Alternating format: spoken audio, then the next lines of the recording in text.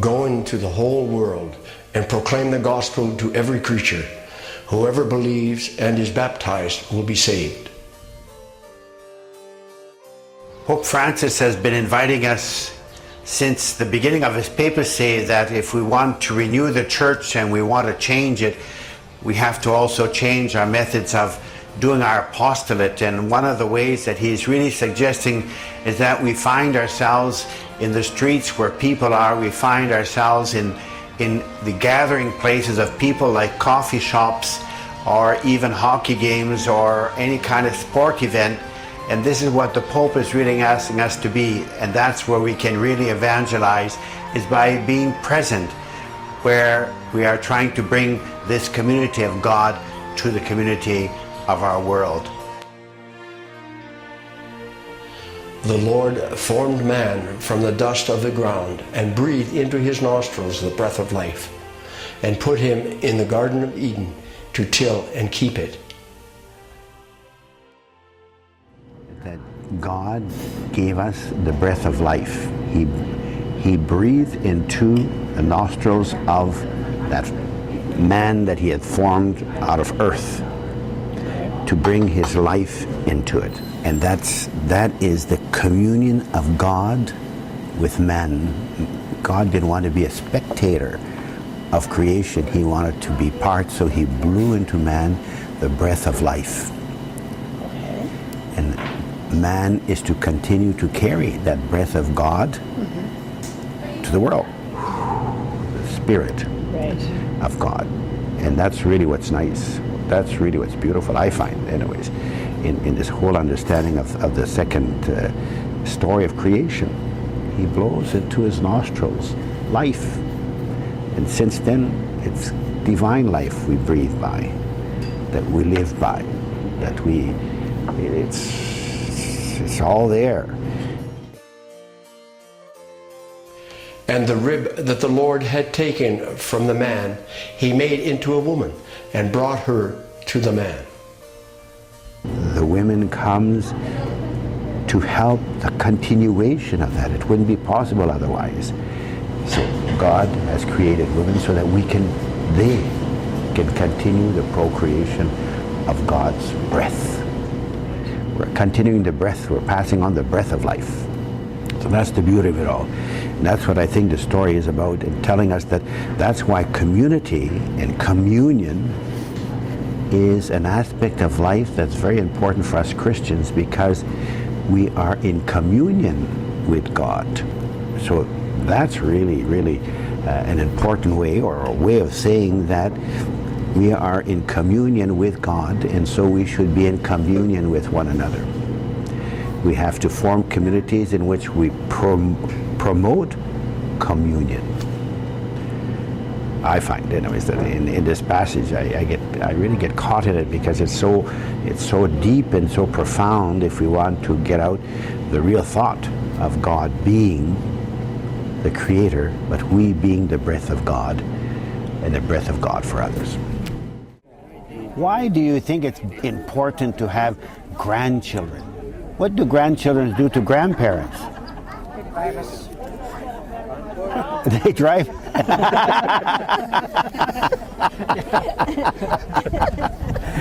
Grandchildren seem to bring us together, right? Yeah. When they come, or when you go there, it's almost a family reunion, and especially when they're newborn. Newborn babies always bring people together, especially. I think it's a responsibility for us too. We take the responsibility that we want to pass on the good things about family, the good things about our spirituality, the good things about the world. That's right. So they are no longer two, but one flesh. Therefore, what God has joined together, let no one separate. Every relationship is a building. It's a building. It's really trying to get all the aspects of our unity with God back together. We're pulling all the strings so that we can create that union with God and union with one another. That's how it all began, with communion and community. And that's why we put it with marriage. Marriage is we could almost say that when we sin, we divorce from that breath. We divorce from that relationship with God. Right. And in marriage, that does happen also, that there are some separations, unfortunately. But maybe it shows that we are human, and therefore there is weakness in our relationships with one another, even in marriage. It's not perfect. Let the children come to me. Do not stop them, for it is to such as these that the kingdom of God belongs. In all our families, we enjoy the presence of children. Children is what gathers us on many occasions, be it birthdays or anniversaries, or even when they're beginning school, when they are born, when they are confirmed, when they receive their baptism. It's an occasion of bringing people together. Jesus also tried to bring people together, and Jesus used children to come together, and the apostles didn't like that very much. But that was in the culture, I think, of his time. Children don't seem to have any worry. You just watch this little fellow here playing around and enjoying himself, hunting for the invisible moose or the invisible deer. But for him, they're there, and we like watching him play because we feel part of the game. We feel part of being of his adventure of learning about hunting. Jesus uses the example of children as he gathers them around him as an instrument to show the people of his time that one must go over the boundaries of our own cultures and our understanding of living. Because in his days, children were not really part of the society until they were initiated into it. And so they would have that freedom to do what they want to do and be attracted by whom would come by, wanting to hug them or give them a hand. So children, as we all know in our families, is what brings us together. Parents and grandparents and people, we all gather to celebrate them. Celebrating children is celebrating this beauty of life that Christ has given to us, this love that we are ready to share and receive from them.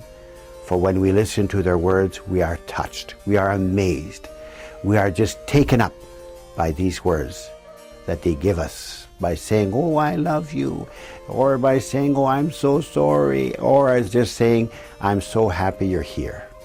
And that's what children are all about. People who gather us, people who give us this opportunity to express our love to them, for we feel that we are not taken back by any form of pride or selfishness. No, the love of a child opens our hearts to the love of others. And Jesus wants us to do that with one another. So when Jesus asked us to go forth and proclaim the gospel, he was asking us to pass on the breath of life to our communities, our families, and our children. As a diocesan church, as faith communities, as Catholic parents and grandparents, this is our mission. And as your bishop, as your humble servant, I am once again asking for your support so that we can continue to pass on the breath of life from God to all. I can assure you that your gifts have made a difference, and they will continue to do so. God bless. Thank you very much.